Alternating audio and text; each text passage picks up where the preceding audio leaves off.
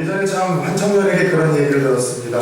좀 웃기기도 하지만 좀 슬픈 이야기를 우프다라고 이야기를 하는데, 이전에 있었던 교회는 그 노량진에서 좀 가까운 곳이었었습니다. 뭐 아시다시피 노량진이 유명한 것은 수산물 시장이 있고요. 또 하나는 대한민국의 레로라는 학원 강사들이 밀집되어 있는 학원가가 노량진에 있습니다. 그 다음에 전국에서 고시를 준비하는 친구들이 꿈을 가지고 참 많이 상경하고 자기의 꿈을 위해서 힘들고 불편한 가운데에도 도전하고 있는 곳이에요. 그런데 그런 곳에 있다가 제가 서면에 내려와 보니까는 이 부산초원교회에도 또 이 바로 앞에 서면이 학원가이더라고요. 그래서 여기 한강 이남으로 어떤 좀 고시를 준비하는 친구들이 역시 많이 와서 같은 애로사항들을 겪게 되는데, 오늘 11시 예배에 왔었던 한 청년도 아론이가 그 해경을 준비하다가 지난 목요일날 고향을 갔잖아요. 근데 웃긴 게 너는 무슨 고시 준비하라고 경기도에서 내려왔냐 했더니만 또 그 친구가 해경을 준비하라 내려왔다고 해서, 자 골고루 공무원, 해경, 군무사, 또 약학사 이 각양각색의 고시생들을 두고 기도하게 하시는 하나님의 섭리하심에 함께 웃고는 했습니다. 근데 고시 준비하는 친구들 볼 때마다 좀 안쓰러움이 있어요. 그 친구들의 마음의 부담이나 또 삶의 여유가 없이 또 공부하는 것을 제가 알고 있거든요. 한 친구는 예전에 그런 얘기를 들었었어요. 부모에게 나이가 먹어서도 공부하면서 지원을 받는 게 너무 미안했던 것 같아요.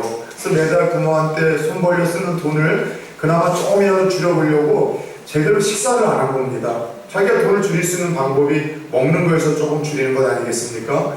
그리고 뭐 그런 미안한 마음에 또 공부하는 시간도 또 아끼려고도 하고, 또 본인이 또 게으름도 있어서 잘 밥을 먹지 않고 그냥 틈만 나면 컵라면으로 이렇게 때우거나 라면 먹고 그렇게 이제 학원을 가고 공부를 했던 것 같아요. 근데 이제 그것도 뭐 하루 이틀이죠. 한 두세 달 그렇게 끼니만 먹을 때 라면으로 항상 때우다 보니까 어느 날 아침에 일어났는데 팽 하고 하늘이 노래지고 돌더라는 거예요. 순간 이게 내 제대로 영양을 보충하지 못해서 영양실조가 왔다라는 생각을 스스로 갖고 안 되겠다 싶어서 그 후로 자기의 몸을 좀 돌보기 시작을 했다고 합니다. 그래서 어떻게 네 몸을 돌보고 좀 영양을 보충했냐 했더니만 라면을 2개씩 끓여 먹었다는 이야기를 하는 거예요. 그래서 그 이야기를 들으면서 물론 이 친구가 우스갯소리를 하는 얘기인데 웃기기도 하고 슬프기도 하고, 또 하나는 그 친구의 그 재밌는 이야기를 통해서 어쩌면 우리들의 삶에서도 그 친구와 같은 일들이 어김없이 벌어질 수 있겠다는 생각을 잠시 잠깐 해보았습니다. 제대로 먹지 못해서 영양실조가 왔다면 라면 2개가 아니라 뭔가 여러분 근본적인 해결책으로 다른 방법으로 여러분 영양을 공급하는 방법을 찾아야 되죠. 근데 엉뚱한 영원히 해결되지 못한 방법으로 그 문제를 찾아 나서려고 했던 그 친구의 이야기를 들으며 하나님과의 우리 관계에서도 그런 일들이 여전히 또 버젓이 벌어지고 있다는 것을 좀 묵상을 볼 때가 있습니다. 어느 한 성도님들의 삶을 보면은요, 예측이 가능할 때가 있어요. 그게 참 희한해요. 그래서 이것이 저는 요즘에 좀 고민이에요.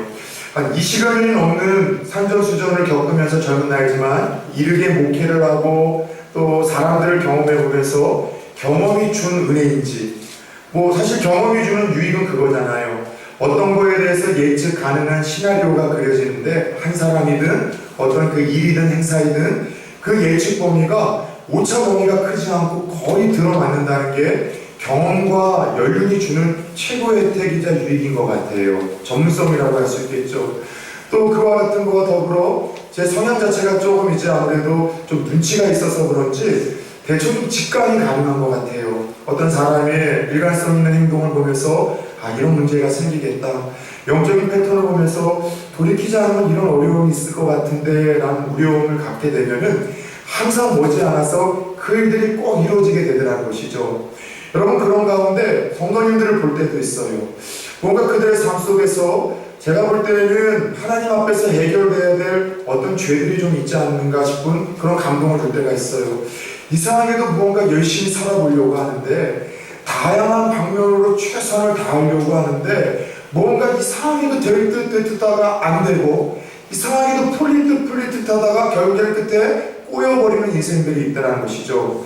그래서 계속해서 보면서 될 듯 하다가 안 되고, 꼬일 듯 풀릴 듯 하다가 꼬여버리는 인생들 보면서 제가 드는 생각은 저분이 하나님 앞에서 이러한 죄들, 또 이러한 습관들, 이런 악한 모습들이 있는데 자꾸 좀 그거를 해결하고 그 문제를 풀면은 하나님이 해결해 주실 것 같은데 그거만큼은 건드리지 않는 거예요.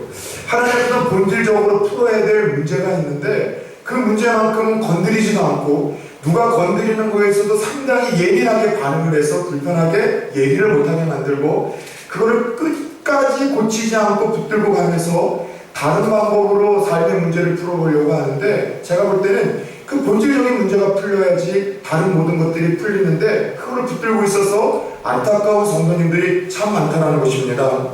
여러분, 많은 사람들이 그런 이야기를 해요. 예수를 믿는 이유 중에 하나가 잘 살기 위함이라는 거죠. 저는 여러분 그 이야기에 토를 달고 싶지 않습니다. 예수를 우리가 믿는 이유 중에 하나는 잘 살기 위함이죠. 행복하기 위함이죠. 주님께서 그 일을 위해서 이 땅에 오셨다라고 요한복음 10장 10절에서도 분명히 명시하셨습니다. 내가 온 것은 양으로 생명을 얻게 하고 더 풍성히 얻게 하기 위함이라고 해서 예수님이 이 땅에 오신 이유, 예수를 믿는 첫 번째 목적은 영생을 위함이라는 사실을 믿으시길 축원합니다. 왜 예수밖에 없느냐? 그분 안에는 죄사함과 구원과 영생이 있기 때문이에요. 그런데 요한복음 10장 10절을 보면 영생과 구원의 문제만이 아니라 우리의 삶을 더 풍성하게 하시기 위해서 그분이 오셨다라고 이야기를 하는데 그분의 말씀과는 달리 우리의 삶의 풍성함이 좀 많이 없는 것 같아요. 그래서 많은 사람들이 좀 못 삽니다. 그리고 불행합니다. 그런데 웃긴 거는 자신들이 불행한 이유, 못 사는 이유들을 여러분 다른 방법으로 그것을 해결하려고 하는 노력들이 참 많더라는 것이죠. 그런데 여러분 우리가 조금 불편해서 마주하기 싫은 진실이 하나 있다면 성도들이 하나님이 오신 그 목적대로 예수를 믿어도 영생을 받았지만 못 사는 이유, 행복이나 평안과 기쁨이 없는 이유, 자꾸 될 듯 될 듯 하다가 꼬이고 막히는 이유는요, 그 근본적인 원인과 이유는 성경은 명확하게 좀 밝히고 있습니다. 따라서 해봅시다. 죄 때문이다. 예, 창세기부터 요한계시록까지 성도들이 이 땅에서 잘 살지 못하는 이유, 그 평안과 기쁨과 행복의 주인공이 되지 못하는 이유는요, 다른 게 아니라 우리가 풀어야 될 풀지 못한 죄 때문이라는 이야기를 합니다. 우리는 이 죄 때문에 하나님과의 관계가 깨지게 되었습니다. 어그러지게 되었죠. 그래서 하나님을 볼 수도 없고 느낄 수도 없고 되었고 그분이 주고자 하셨던 예수 안에서 약속한 풍성한 삶, 참 행복, 기쁨과는 상관없는 삶을 살다가 결국 죄의 결과인 사망을 맞이하는 것, 이것이 바로 죄인 인간에게 주어진 불행한 저주스러운 운명이라고 할 수 있습니다. 예, 물론 인간들은 어떻게 해서라도 이 죄 문제를 해결해보자 그동안 노력해왔고 또 죄에 대해서 여러 모양으로 한번 여러분 자유로워지고자 반응을 했던 것만큼은 분명합니다. 문제는 그 근본적인 죄의 문제, 우리를 안 되게 만들고 못 살게 만들고 우리의 삶의 풍성함을 빼앗는 그 죄의 문제에 대해서 해결하고자 하는 그 반응이 근본적인 해결책이 아니었다는 데에 대해서 언제나 문제를 제기할 수밖에 없습니다. 대부분의 사람들이 어떻게 죄 문제를 해결하고자 노력해왔을까요? 아래와 같은 몇 가지 방법들로 보편적인 인간들이 우리의 죄의 문제를 해결하고자 여러분들 그렇게 반응해왔다고 합니다. 첫 번째, 성경에서 죄에 대한 문제를 반응하는 첫 번째 보편적인 모습은 따라서 해봅시다. 은폐. 예, 은폐의 모습이라고 창세기서부터 기록을 하고 있습니다. 은폐라는 게 뭐예요? 숨기는 거예요. 아무도 내 죄를 모르게 되도록이면 될수록 죄를 숨기려고 하는 모습, 또 그 죄로부터 나를 불편하게 하는 그 대상으로부터 숨으려고 하는 모습이 여러분 은폐 아니겠습니까? 창세기 3장을 보게 되면은 아담과 하와가 하나님이 그들을 창조하시고 에덴 동산에 주셨었던 그 본질적인 목적과는 달리 죄로 인해서 하나님과의 관계가 깨어지게 됩니다. 그리고 하나님과 얼굴을 마주대하며 그토록 친근했던 아담과 하와가 하나님의 눈길을 불편해하며 동산 숲을 사이에 숨어버리는 그런 일들이 벌어졌죠. 그래서 범죄한 후에 첫 번째 나타난 증상이 뭐냐? 하나님으로부터 숨어들려고 했었어요. 죄의 모습을 들키지 않으려고 했고 죄 지은 자신들을 책망할까 싶어서 하나님으로부터 숨겼었던 첫 번째 반응이 죄에 대한 여러분 인간의 반응들이었었습니다. 근데 오늘날도 동일하지 않습니까? 죄악이 있었을 때 첫 번째 갖는 생각은 뭐냐면요, 되도록 아무도 모르게 감추려고 하는 겁니다. 숨기려고 하죠. 그러나 중요한 것은 그 죄를 숨기려고 하는 본성은 있으나 죄는 따라서 해봅시다. 숨겨질 수 없다. 예, 진실도 드러나지 않을 수 없다라는 이야기가 있는 것처럼 여러분, 죄도요 숨길 수가 없습니다. 가장 대표적인 경우가 믿음의 사람 다윗 아니겠습니까? 그가 하나님 앞에서 성령 충만하고 하나님과 아름다운 교제, 늘 주 앞에서 삶에 대해서 질문을 던지고, 주님 할까요 말까요? 주님과 물으며 매사에 범사에 주님을 인정하는 삶을 살 때는 이 다윗의 삶이 승승장구였었습니다. 그런데 항상 잘 먹고 잘 살고 평안할 때가 문제예요.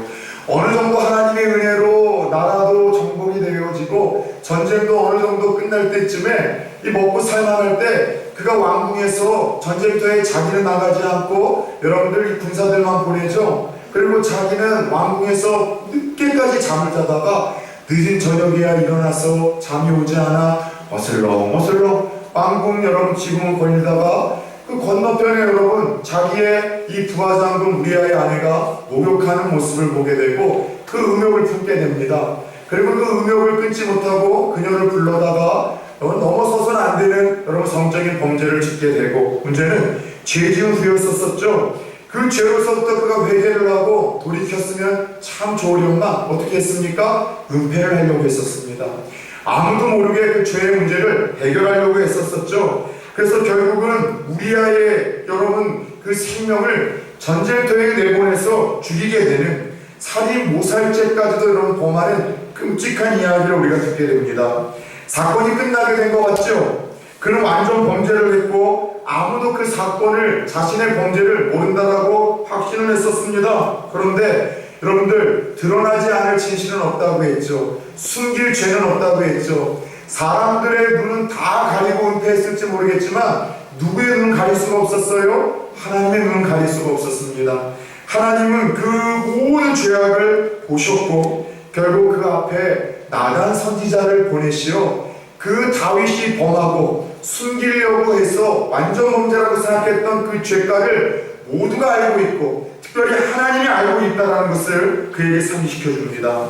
당신이 이런 죄를 범했어. 다윗은 더 이상 숨길 수 없다는 사실을 알고 자신의 죄를 폭로하고 회개하는 장면을 우리가 알게 됩니다. 그런데 중요한 것은 오늘 다윗이 보였었던 죄에 대한 이 반응, 아담과 하와가 보였었던 죄에 대한 반응, 죄에 대해서 우리가 하나님 앞에서 범죄하고 실수했을 때 숨기려고 하고 아무도 모르면 그만이다 라고 하면서 그 죄악을 끝까지 품고 가려고 하는 이러한 모습이 어떤 우리 인생들의 여러분 본질일 수 있고 민낯일 수도 있다는 것을 오늘 말씀을 하고 있습니다. 두 번째, 보편적으로 사람들이 죄 문제를 해결하고자 하는 노력은요, 은폐와 더불어 죄를 정화시키는 방법이었었습니다.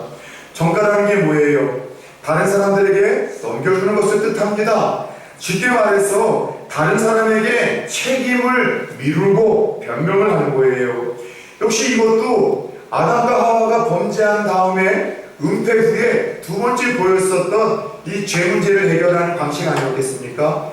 하나님이 동산 숲을 사이에 은폐한 그들을 불러냅니다. 아담과 하와야, 왜 너희들이 동산 숲을 사이에 숨었느냐? 하나님, 우리가 범죄하였고 벗은 것을 알고 부끄러워서 하나님의 수치심 때문에 숨었습니다. 하나님이 묻죠, 아담에게 왜 너에게 먹지 말라고 했던 선악과를 먹었느냐? 그러자 아담이 뭐라고 반응을 합니까? 하나님 죄송합니다. 제가 연약해서 불순종했어요. 용서해 주세요. 이렇게 반응하면 얼마나 멋있었겠습니까만은 뭐라고 합니까? 책임 전가를 하죠. 핑계를 댑니다. 하나님 때문이라는 거예요. 그게 무슨 말이에요? 하나님이 만들어주신 저 아내가 꼬셔서 하와가 꼬셔서 자기는 죄 안 지으려고 했는데 범죄 안 하려고 했는데 하와가 꼬셔가지고 넘어갈 수밖에 없습니다라고 하면서 그 죄로부터 누군가에게 책임을 전가하며 자기는 자유로우려는 방법을 선택했죠. 하나님이 이제는 하와에게 묻습니다. 하와야, 너는 왜 그 범죄를 했느냐? 하와는 뭐라고 합니까? 또 하나님 핑계를 대요. 하나님이 만드신 뱀 때문에 속아가지고서 범죄하게 되었습니다. 여러분, 우리들의 모습 아니에요? 우리들이 잘못 선택하고 욕심으로 잘못 결정을 하고 또 우리의 정욕을 따라서 우리가 뻔히 안 좋은 길, 잘못된 길인 줄 알면서 걸어간 후에 그로 인해서 끔찍한 죄의 결과와 아픔이 주어지면 누구 핑계를 댑니까? 하나님 핑계를 대요. 하나님 그때 왜 안 막아주셨어요? 그때 하나님 왜 나를 하나님께서 멈추게 하지 않으셨습니까? 그 사람과 왜 헤어지지 않게 하셨고 그 결혼을 하나님 왜 막아주지 않으셨고 그 사업 투자를 하나님 왜 멈추게 하지 않으셨습니까? 자기 생각과 정욕대로 하나님이 여러 모양으로 말씀하셨음에도 불구하고 스스로 건들어가고 스스로 선택하고 스스로 넘어졌음에도 불구하고 누구 핑계를 대요? 하나님 핑계를 대고 하나님 핑계를 또 더 나아가 남편 핑계, 목사님 핑계, 주위 사람 핑계, 자기 문제라는 것을 생각하지 않냐고 다 주위 사람 때문에 자기가 이런 극단적인 선택과 결정을 할 수밖에 없었다라는 그런 책임 전가의 여러분들 이 본성이 모든 죄진 인간들이 죄 앞에서 드러내는 두 번째 반응이라는 것이죠. 여러분 그래요. 그 심리에 우리는 이해를 합니다. 어떤 잘못이나 실수를 범했을 때 우리는 거기로부터 벗어나려는 심리 때문에 다른 사람 핑계를 대고 하나님 핑계를 대며 잘못을 다른 사람들에게 돌릴 때가 얼마나 많냐는 것이죠. 그렇기 때문에 관계까지도 깨어져 버리고 상황이 또 악화될 때가 얼마나 많은지 모르겠어요. 저는 카톨릭으로 또 배울 것이 많지는 않지만 우리 개신교가 카톨릭으로 또 꼭 배워야 될 정신이 하나 있다면 그 정신인 것 같아요. 내 탓이오 정신. 카톨릭에서 그거 잘 알거든. 따라서 해봅시다. 내 탓이오. 네. 내가 선택하고 내가 잘못한 내 탓이오라고 한다면은 부부 사이에서 이 다툼과 갈등까지 번질 그 싸움의 소지들이 여러분 초반에 다 해결될 때가 많아요. 근데 부부싸움이 애매하게 시작이 돼서 아주 깊은 갈등의 골이 새겨지는 관계까지 가는 게 다 뭐예요? 내 탓이 아니라 당신 때문에 그렇고 서로 핑계를 대고 탓하고 책임 전가를 하다가 그 일들이 벌어져요.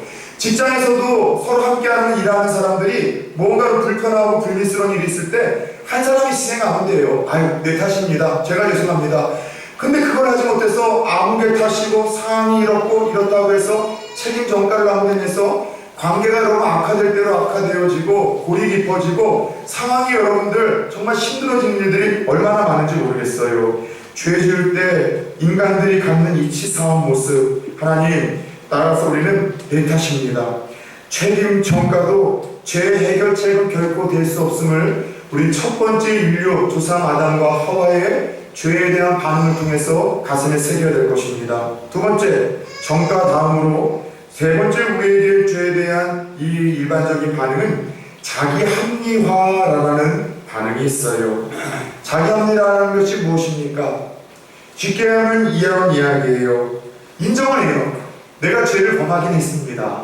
실수는 했죠. 잘못하긴 했죠. 그런데 여기서 끝나면 참 좋으련만 따라서 해봅시다. 나만 그러냐? 나만 그런 게 아니라 니도 그렇다는 거예요. 니도 잘못이 있다는 거예요.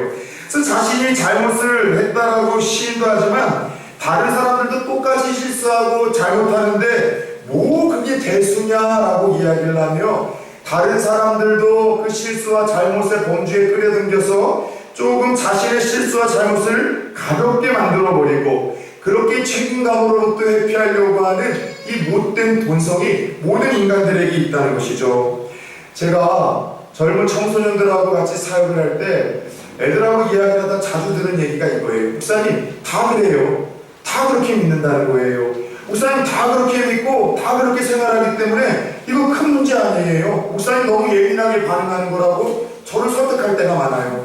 이거 하나님 말씀에 너 죄야. 잘못된 거야. 그래서 나중에 큰 아픔이 있어 얘기를 하면은 목사님 다른 사람도 다 그래요. 그 다라는 범위 속에서는 첫 번째 누가 그래요?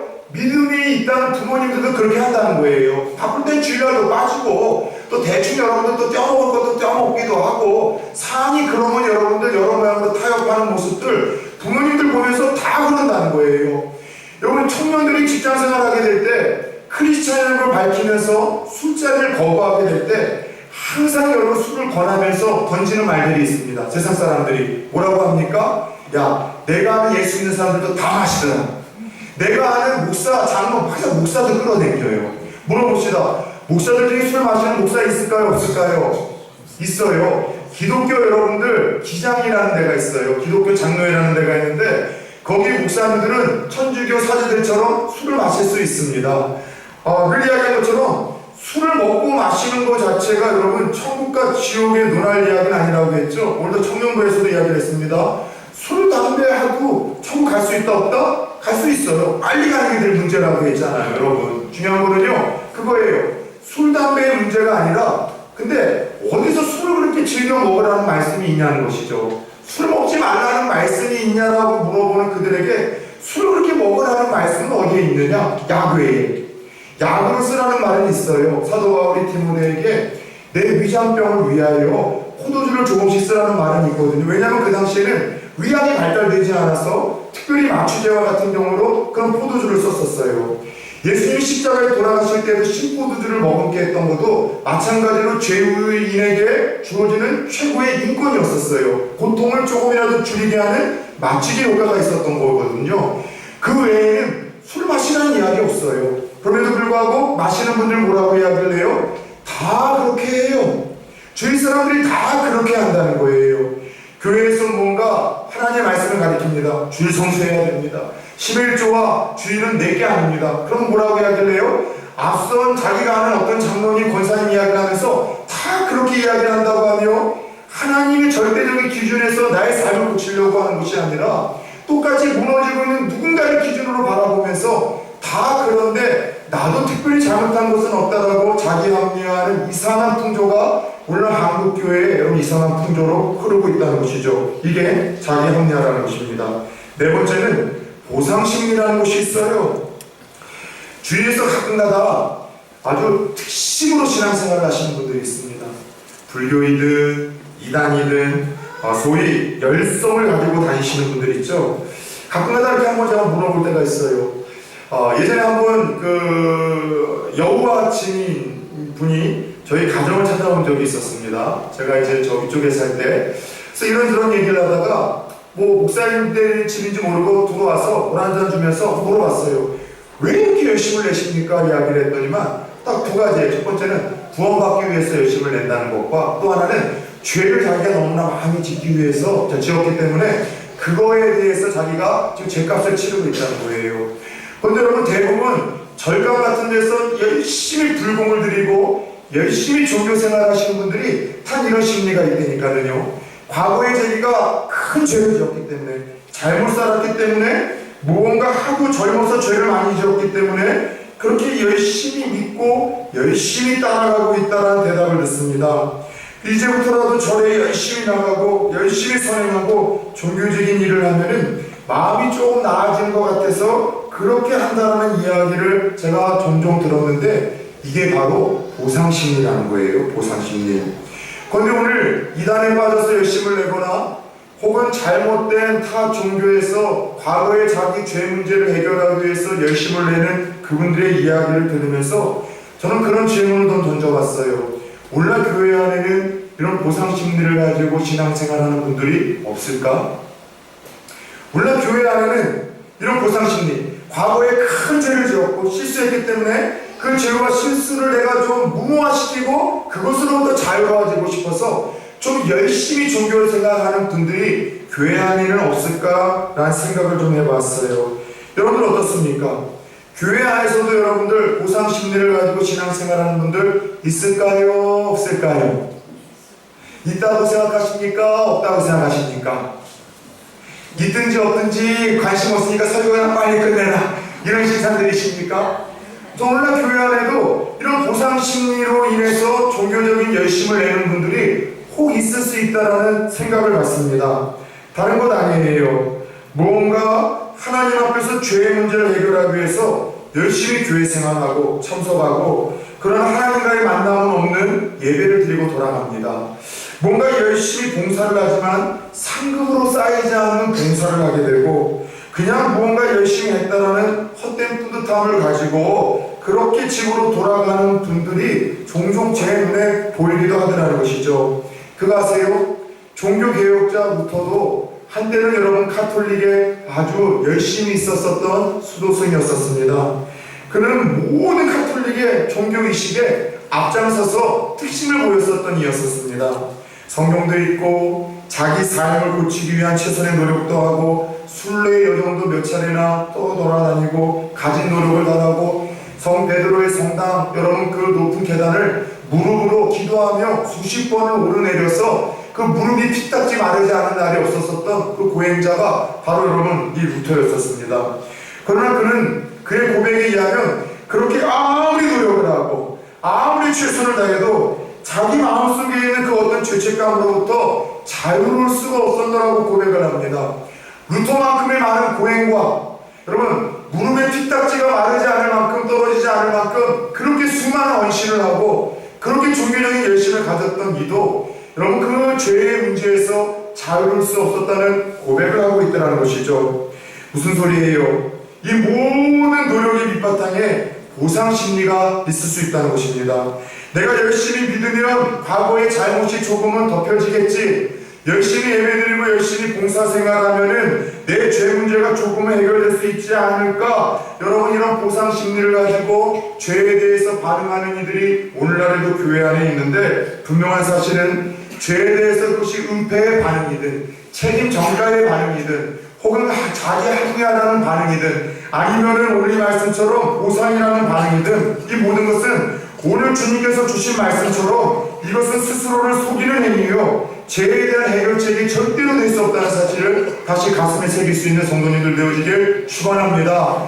타종교에서는 은폐도 책임 전가도 자기 합리화도 보상으로도 그 죄에 대한 모든 문제로부터 자유로울 수 있고 해결될 수 있다라고 가르칠 수 있을지는 모르겠지만, 오늘 하나님 말씀으로는 이것은 스스로를 속이는 행위요, 하나님을 속이는 어리석은 행위요, 우리의 삶에서 죄 문제의 해결책이 될 수 없다라고 말씀을 하고 있다는 것이죠. 그렇다면 우리가 던질 수 있는 질문은 하나 아니겠습니까? 이 모든 방법들이 죄에 대한 인간의 보편적인 반응인데 그것은 스스로를 속이는 거고 하나님을 속이며 죄에 대한 아무런 해결도 될 수 없다고 이야기를 한다면, 끊임없이 죄를 지을 수밖에 없는 실존적인 삶에서 우리는 죄의 문제를 어떻게 해결할 수 있냐는 것이죠.